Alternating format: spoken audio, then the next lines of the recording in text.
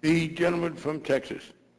Thank you, Mr. Chairman, and welcome Secretary Paulson and Chairman Bernanke. I'm delighted the two of you are here today because I might just get to the bottom of the question I've been asking for many years, who's in charge of the dollar? Because sometimes when I ask the Fed, I get referred to the Treasury and vice versa. But maybe I can get a better answer today. But I do want to acknowledge the gentleman from New Jersey, Mr. Garrett, for playing a part in bringing these hearings about, and also Chairman Frank for having these hearings, because I deeply appreciate it. But I would like to take a minute to just challenge something he said during his questioning, because he made the flat statement that there was no alternative to the Federal Reserve System. Now, I don't want to take my time to explain the alternative, but maybe later on Chairman Frank and I can talk and I can explain to him what an alternative might be. That's not very likely. But anyway, I would like to pursue the theme of the day, and that has to do with systemic risk. And there's a lot of talk about systemic risk, and also taken in the context of about market discipline. But you know, and we're talking so much about more regulations, and quite frankly, I think we should have a lot more regulations. But I think we should have market regulations. I would like to see a lot more regulations on the government and on the Federal Reserve, because I think it's the ability of the government through regulatory agencies as well as the Federal Reserve to disrupt markets and destroy market discipline. That is where I think our problem lies. When Enron failed, immediately they said, well, it must have happened because we didn't have enough regulations. So Congress immediately responded by passing Sarbanes-Oxley. Hasn't exactly helped our markets. You know, our markets today, almost every index of the market today is where it was 8 to 9 years ago. And that's not taking into consideration inflation, the devaluation of the dollar. So the markets are in severe trouble. They are very dysfunctional. But the real question is why are they in such disarray? And of course, I maintain that they're in disarray because our monetary policy disrupts the markets, because we create interest rates below market rates. Right now, the money is free to the banks. They can borrow money at 2%. Real inflation is 10 or 12%. And we wonder why there's disruptions.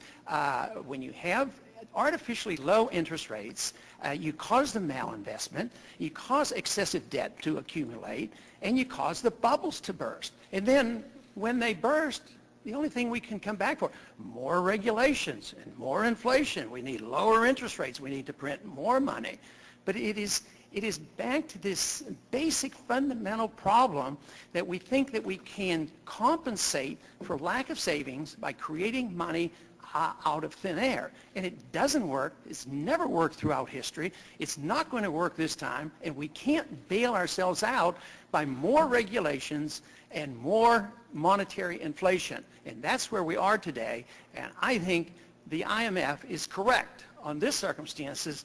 They say we're in the worst shape since the Depression. And yet our government tells us there's not even a recession. This is utterly amazing. Ask the American people. Our government tells us inflation is 4%. Nobody believes that.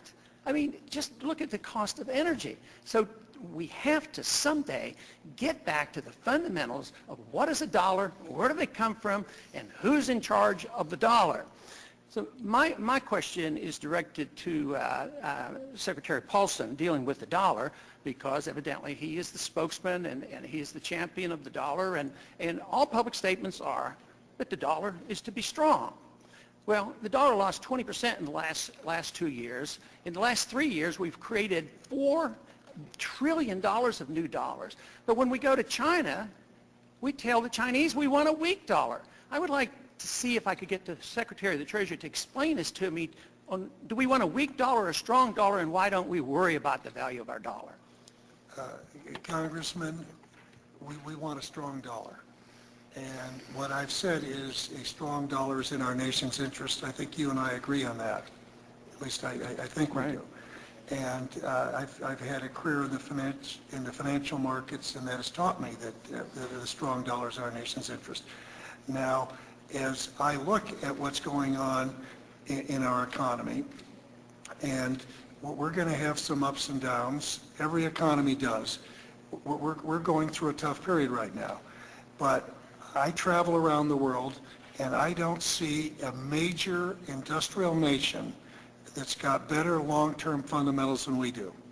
I don't see a major industrial nation that I believe is going to perform better over the long term in their economy than ours will. And so what I say is I believe these long-term fundamentals are going to be reflected in the value of our currency. And what we need to do is to have policies that are going to enhance confidence in our economy. And to me, those policies are pro-growth policies. They're continuing to advocate for trade, for open investment. Now, in terms of China and the renminbi, what I believe in, Congressman, are markets. And I think it is there are many countries around the world that don't have market-determined currencies. There's no country as big as China and as integrated as they are into the global economy in terms of goods and services. And so in some ways it's an unnatural act. And they are not ready yet to have a market-determined currency, but we are encouraging them to move in that direction and move more quickly in that direction, because that will be a key also to their continued development and economic progress, which is important to all of us, because contrary to what some people may believe, we will benefit if China continues to grow and has a healthy economy. Mr. Secretary, I'm going to cut you off because I received a letter, let me just say, from the ranking member and the ranking member of the Domestic and International Monetary Policy Subcommittee asking for a hearing on what's being done by you two gentlemen. The letter suggested not enough to protect our currency, and particularly to focus on its relationship to oil prices, and I have instructed the staff to schedule such a hearing. So the request that the minority has made for that hearing is going to go forward. We hope to have it, but we will have it before we break in August, and we can get further conversations on that. I appreciate that very much. And the gentleman from North Carolina.